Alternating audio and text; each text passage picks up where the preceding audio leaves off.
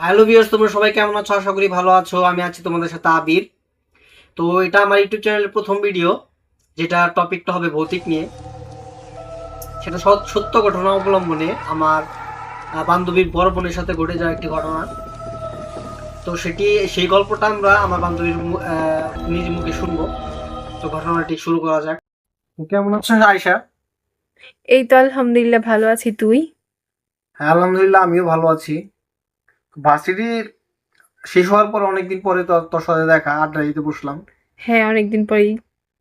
হ্যাঁ, অনেকদিন আগে তুই আমাকে একটা গল্প শোনাইছিলি, সেটা আমি অডিয়েন্সের সাথে শেয়ার করতে চাই। তুই কি আমার সাথে আমার অডিয়েন্সের সাথে সেই গল্পটা কি শেয়ার করতে চাস?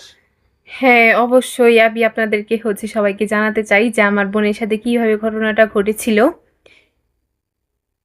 তাহলে শুরু কর। ঘটনাটি ঘটেছিল যখন আমি স্কুলে পড়ি, যখন আমার মানে 9-10 এইরকম হবে।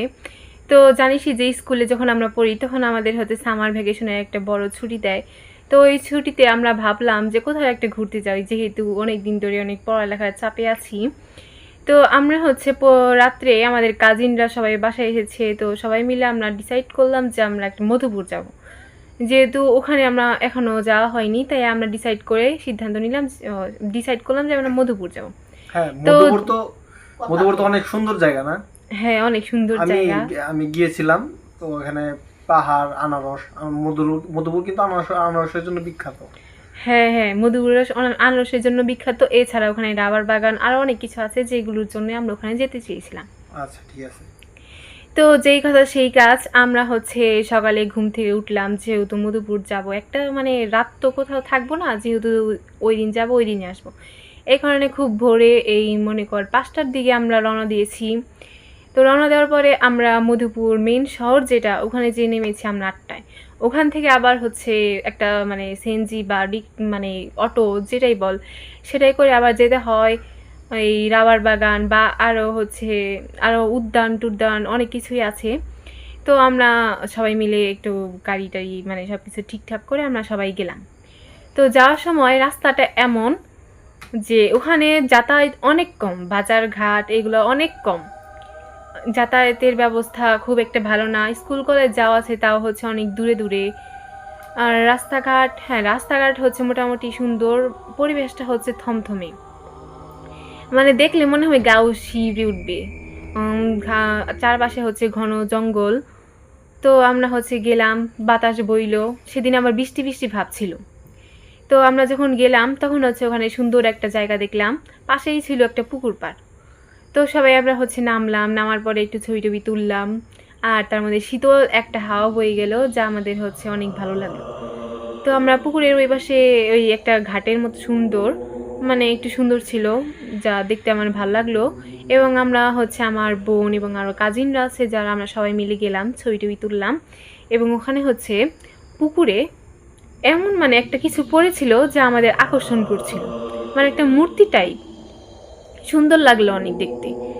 তো আমি এত ওইগুলোর প্রতি ইন্টারেস্ট নেই, আমার বোন আর্কিওলজি নিয়ে পড়াশোনা করছে। তো আর্কিওলজি তো সবাই জানেন যে এখানে অনেক পুরাতন জিনিস পেলে বা এগুলো খুঁটাখুটি করার অভ্যাস আমার বোনের। তো এই চকচকে জিনিসটা নিয়ে নিল। তো ওইটা কি হলো, আমার বোন আবার এমনি সাধারণত একটু কথা বলে, হাসি খুশি সবার সাথে ঠাট্টা তামাশা সবই করে। হঠাৎ করে দেখি কথা বলা বন্ধ হয়ে গেল, কারোর সাথে কোনো কথা বলছে না, চুপচাপ একদম, কথাবার্তা ছাড়া কেমনই জানি, ভালো লাগছে না ওকে ছাড়া। ও কথাবার্তা আমাদের এমনভাবে মেতিয়ে রাখে যে আমাদের খুব ভালো লাগে।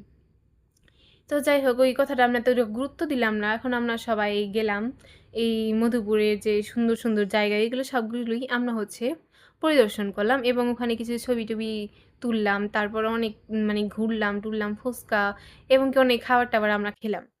তো এখন সন্ধ্যা, এই তখন মনে কর ফিরতে ফিরতে রাত আমাদের 10টা বেজে গেছে। ঘুরে দেখলাম জায়গাটা এমন সুন্দর ছিল যে ওখানে আসতেই মন চাচ্ছিল না, কিন্তু কি করবো, আসতে তো হবে।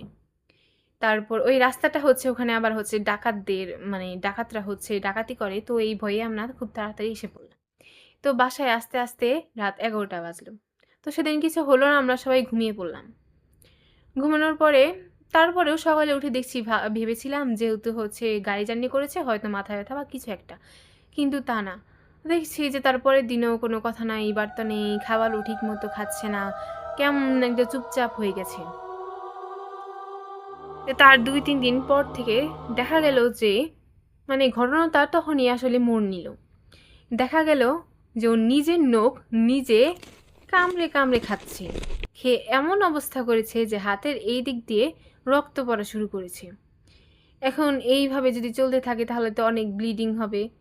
তারপর আমি মানে আমার আপু তখন হচ্ছে কিছু একটা আমার দরকার ছিল। আই থিংক এখন মনে পড়ছে না, অনেকদিন আগের ঘটনা তো। পরে আমি আমার আপুর কাছে গেলাম। পরে যেয়ে দেখি যে এই অবস্থা। পরে আমি যখনই ধরেছি আমার হাতে দিয়েছে একটা কামড় মেরে। তো আমি কি করব? আমি তো হচ্ছে এই কামড়টা সহ্য করতে না পেরে অনেক জোরে একটা চিল্লানি মেরেছিলাম। পরে হচ্ছে আমার আম্মু, আব্বু সবাই এগিয়ে আসলো। এগিয়ে আসার পরে হচ্ছে দেখে যে আমার আপুর এই অবস্থা। তারপর সবার চুল টানাটানি, নিজের চুল টেনে টেনে ছিঁড়ছে। মানে এমন অবস্থা হয়ে গেছে যে এখানে অর্ধেক আছে, এই অর্ধেক নেই। এইরকম অবস্থা একদম হয়ে গেছে। তো এইভাবে দিন, দিন হচ্ছে উৎপাত শুরু হলো। পরে এখন তারপর দেখা গেল যে না, এইভাবে আর রাখা যাচ্ছে না। তারপরে হচ্ছে আমরা ডিসাইড করলাম যে এখন ডক্টরের কাছে নিব, যেহেতু আমাদের মেয়ে মানে আমাদের আপু মানে আমার আব্বু আম্মু বলল যে আমাদের মেয়েটা যেহেতু এমন পাগলামি করছে, পাগলের মতো করছে, তাহলে আমরা একটু সাইকোলজি বা হচ্ছে কোনো একটা মেডিসিন বিশেষজ্ঞ দেখাই। তা তারপরের দিনই হচ্ছে আমরা চলে গেলাম সাইকোলজির কাছে। তারপর সাইকোলজি ডাক্তার হচ্ছে চিকিৎসা করলো, মেডিসিন বিশেষজ্ঞ আরও অনেক কিছুই দেখানো হলো, কিন্তু কোনো কাজ হলো না। সেই দিন দিন হচ্ছে উৎপাত বেড়েই যাচ্ছে। ঘরের যে জিনিসপত্র আছে ভাঙচুর করা শুরু করে দিল।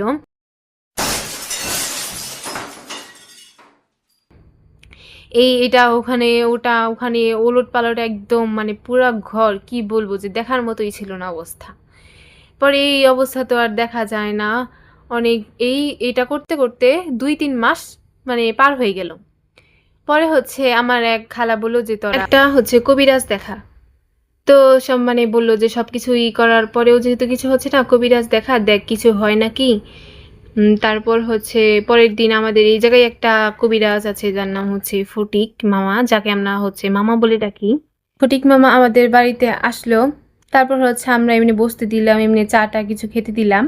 তারপর হচ্ছে জিজ্ঞেস করলো যে তোমাদের এইটা হচ্ছে ঘটনা কবে থেকে শুরু হয়েছে। পরে আমরা সব ঘটনা বললাম যে ২-৩ মাস হয়েছে এই ঘটনা হলো।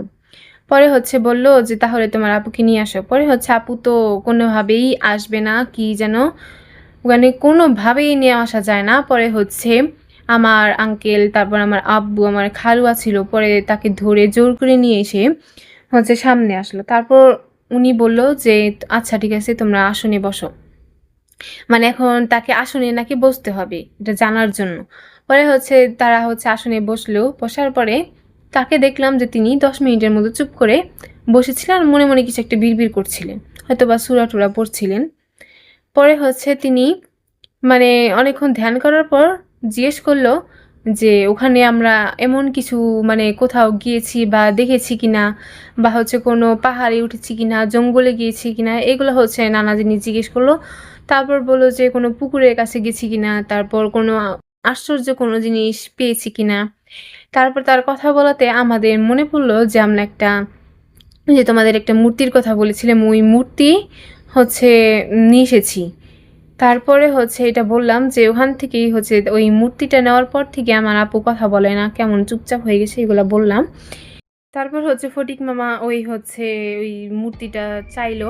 পরে হচ্ছে মূর্তিটা আমার আব্বু হচ্ছে এনে দিল। আনার পরে হচ্ছে তিনি বললেন যে এটা নিয়ে হচ্ছে তিনি বাসায় যাবেন। তো হচ্ছে তিনি ওটা নিয়ে বাসায় গেলেন। তার একদিন পরে আমাদের বাসায় তিনি আবার আসলেন। আবার আসার পরে তিনি বললেন যে এই হচ্ছে মূর্তিটা একটা মানে খারাপ জিনে ভর করেছে। মানে হচ্ছে আমার আপুকে এই মূর্তিটা থেকে নাকি একটা খারাপ জিন ভর করেছে। তো এইটা হচ্ছে মানে করার জন্য, মানে শেষ করার জন্য, যাতে হচ্ছে আর কোনো উত্ত্যক্ত না করে, এর জন্য তিনি হচ্ছে বললেন যে এটা বন্ধ করার জন্য আমার কিছু জিনিসপত্র দরকার, এগুলো হচ্ছে এনে দিলে আমি এটা ঠিক করতে পারবো। পরে তিনি বললেন যে আমার আপুর হচ্ছে মানে চুল, পরনের কাপড়, মানে যেগুলো হচ্ছে ব্যবহার করে, তোর নখ, এই 3টা জিনিস, আর হচ্ছে লাল কাপড়, এই 3টা জিনিস হচ্ছে এনে দিলে তিনি হচ্ছে কি ক্রিয়া টিয়া করে হচ্ছে তিনি ওটা হচ্ছে ঠিক করবেন।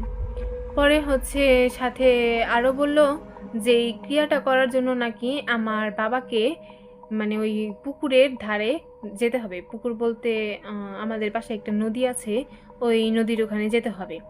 মানে তা হচ্ছে রাত 2টা বা 3টা এরকম টাইমে। তারপর হচ্ছে তিনি এটাও বললেন যে মানে যেতে হবে এমনভাবে যে যাওয়ার সময় কেউ যদি হাজারও ডাকে তাও পিছন ফিরে যাবে না, এবং ওইটা ফেলে দিয়ে যে আসার সময় আসবে, তাও যদি এমন কিছু ঘটে যাবে তাও পিছনে তাকানো যাবে না। পরে হচ্ছে এগুলো বললেন। পরে আমার বাবা তারপর আমার বাবা হচ্ছে সব কিছু ব্যবস্থা করলো, এবং হচ্ছে মানে উনি ওই দিন চলে গিয়েছিলেন। পরে হচ্ছে আবার আসলেন, আবার এসে ওইগুলো হচ্ছে নিয়ে হচ্ছে বাসায় গেলেন। বাসায় গেলে মানে তিনি বললেন যে চূড়া টুড়া পরে ওই সুতা টুতা বেঁধে এই কাপড়ে করে হচ্ছে একটা কি সুতা দিয়ে বেঁধে আমার হচ্ছে মানে আমার বাবাকে দিলেন, এবং হচ্ছে বললেন যে 2-3 দিন পরে নাকি পূর্ণিমা, তো তখন হচ্ছে যাবেন, যে হচ্ছে ওই নদীর ধারে এটা ফেলে দিয়ে আসবেন। আর কি বলেছে সেটা তো মনে আছে, তাই না? তারপর এটা আরও বললেন যে হচ্ছে আমরা যদি আরও কয়েকদিন দেরি করতাম তাহলে আমাদের আপুর হয়তো অনেক বড় ক্ষতি হয়ে যেতে পারতো। তো হচ্ছে আমার বাবা ওই দিন এই 2 দিন পরে যে হয়তো পূর্ণিমা আসলো, তো তখন হচ্ছে রাত 2টার দিকে এইরকমই হবে, 2টার দিকে হচ্ছে ওই নদীর ধারে গেলেন, গিয়ে হচ্ছে ফেলে দিয়ে আসলেন। তো পরে আমরা আমাদের মানে বাবার কাছ থেকে শুনতে পেলাম যে ওই দিন নাকি এমন হয়েছে যে মানে যাওয়ার সময় কিছু হয়নি, আসার সময় পরিবেশটা একদম থমথমে হয়ে গেল। মানে শীতল হাওয়া নাকি বইতে শুরু করলো, কিন্তু মানে তিনি হচ্ছে ঘেমে যাচ্ছেন, ওই ঘাম শুকাচ্ছে না। মানে কি কেমন করে বলবো যে মানে ওই টাইমে যে ছিল আসলে সে বলতে পারবে যে তার ফিলিংসটা আসলে কেমন ছিল। পরে তাকে নাকি হচ্ছে তার মায়ের রূপ মানে হচ্ছে আমার দাদির রূপ ধরে হচ্ছে মানে তার রূপ ধরে কণ্ঠে বলেছেন যে মানে অনেক আকুতি মিনতি বা হচ্ছে অনেক কিছু বলেছেন যাতে হচ্ছে আমার বাবা থেমে যায়। পরে নাকি মানে থেমেও গিয়েছিল। আমার বাবা দাঁড়িয়ে পড়লেন। তারপর হচ্ছে তিনি মানে অনেক কষ্টে নিজেকে সামলে তারপর হচ্ছে বাসায় আসলেন। মানে বাসায় নাকি তিনি আসতেই পারছিলেন না। মানে এমন মনে হচ্ছিল যে তার নাকি মানে পিছে কেউ আসছে। আবার হচ্ছে তিনি এগোতেই পারছেন না। মনে হচ্ছে যতই আসছেন ততই হচ্ছে তার পথ ফুরাচ্ছে না। এমন নাকি হয়েছিল। পরে হচ্ছে তারপর হচ্ছে আমার বাবা ওটা ফেলে দিয়ে বাসায় আসলেন। তারপর কবিরাজ আবারও আসলো। আবার আসার পর একটা তাবিজ দিল। বলল যে এই তাবিজটা মানে হচ্ছে আমার আব্বুর সাথে থাকতে তারপর হচ্ছে নাকি 2 দিনের মধ্যে নর্মাল হয়ে যাবে। তারপর হচ্ছে দেখলাম যে হ্যাঁ আস্তে আস্তে নর্মাল হলো। তারপর এইভাবেই হচ্ছে আমার আব্বু সুস্থ হয়ে উঠলো। এখন আলহামদুলিল্লাহ আমার আব্বু অনেক ভালো আছে। তো ভিউয়ার্স, আয়শার মুখের গল্পটা কেমন লাগলো সবাই কমেন্ট বক্সে জানাবেন, এবং ভালো লাগলে অবশ্যই সাবস্ক্রাইব এবং লাইক করবেন।